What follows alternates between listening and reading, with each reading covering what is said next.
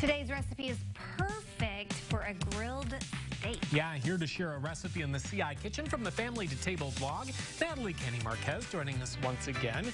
I'm still in love with your Twin Mountain muffins from a couple of weeks ago. Yes. So delicious. I made them twice. Oh, good to hear. Yeah, they're really good. Awesome. Really good. Nice. So check that out. That's on CILiving.tv. And now you're getting us ready to kind of do a quasi-grill thing, right? Yes, although I have not mastered the grill yet. That's something that my husband takes care of. And with Father's Day coming up, I don't want to say, hey, let's make Father's Day dinner and you can make it. Right. So we're gonna make the steaks in a cast iron skillet. And actually, this recipe reminds me a lot about my dad because he loves mushrooms and he loves butter. Is There this you what go. they cooked on back in the day? Because I know your Family to Table blog takes a lot of the great recipes from generations past in your family Yes. and kind of gives them a new, fresh look. There are lots of recipes that use the cast iron skillet. I don't have one that's been passed down to me. I know in some families they have them that have been around for generations. Yeah. We have things like rolling pins and mixing bowls and maybe a little less heavy.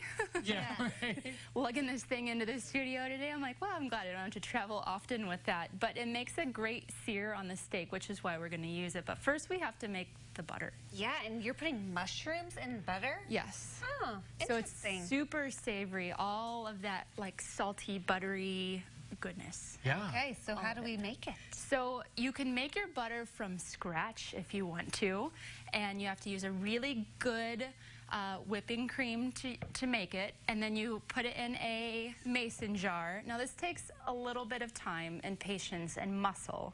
So you put it in the mason jar, fill about halfway up, and then you shake that thing until you cannot Like there's no shake tomorrow? anymore. Should I shake it? Sure, go for it.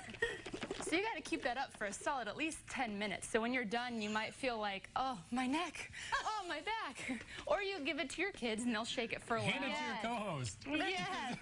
And so what we're hoping is to get something like this consistency? Yes, I mean, you can make it in your food processor or your mixer, but my kids like to make it because midway to butter is whipped cream. Oh, yeah. That's a great stopping point when you're totally over it. You're tired and you're ready for a treat. So you'll just take some butter, it has to be at room temperature, and then you add fresh thyme, salt, and pepper.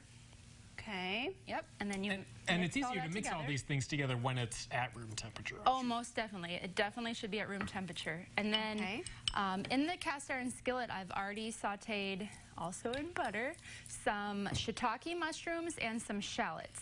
And it's important that you cool these guys down before you put them in the butter. Otherwise, you know what's going to happen?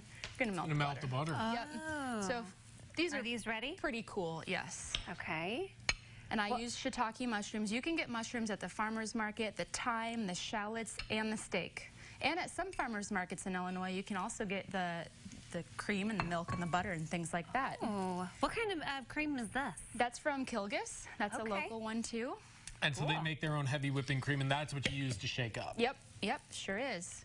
So what are you going to do with this butter once we So get it let's- mix up? I'm going to grab a little dollop of it from your bowl. Yeah. And we're going to put it in the skillet here, which should be pretty hot. And then we're going to stick those steaks on there and sear them on both sides and then finish them off in the oven. It's probably not good to use a plastic fork on a cast iron skillet, but Here, you want to trade me? yeah, great. And so we'll just sear these on both sides. Sear just means it has a nice brown color to it, and then pop it in the oven. I use a meat thermometer at home. That's super important for me because once it hits that number of, you know, rare, medium well, then I pull it out. Okay. And then we'll serve it with a little dollop of that. And you can keep this in a jar, put it on other things, just don't cross-contaminate. Good point. We talked about that yesterday with Yes. Lisa. So this is obviously featured on your blog. Yes, and the butter too. Oh, If you're nice. willing to Is shake. this a historic recipe? Not super historic, no. Okay. All right. Well, it's not all historic on there, but it's going to be good for your family, and it features a lot of ingredients featured at Illinois Farmers Market. So you can always go check out Natalie's Family to Table blog on Facebook. Be sure to give her a like and check out her recipes online as well, which we'll connect you to at CILiving.tv. Yeah, The big reveal coming up. They're actually posted right now. Up next, though, over on our CI stage, we've got more music with Jack Daniel. Yeah, plus our CI Giving prize. I'll show